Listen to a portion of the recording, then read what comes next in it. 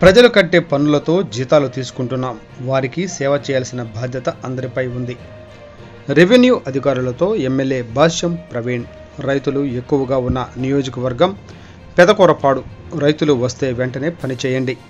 రైతులను ప్రజలను పదే పదే ఆఫీసుల చుట్టూ తిప్పితే ఉపేక్షించను. రైతుల వద్ద ఎవరూ ₹1 తీసుకోవడానికి వీలు లేదు. డబ్బు తీసుకుని పనిచేసే విధానం పక్కన పెట్టండి. ప్రభుత్వానికి చెడ్డ పేరు రాకుండా పనిచేయాల్సిన బాధ్యత మీ అందరిపై ఉంది. చంద్రబాబు గారు కలెక్టర్ల సమావేశంలో కూడా రెవెన్యూ లోపాలు సరిదిద్దుమని చెప్పారు.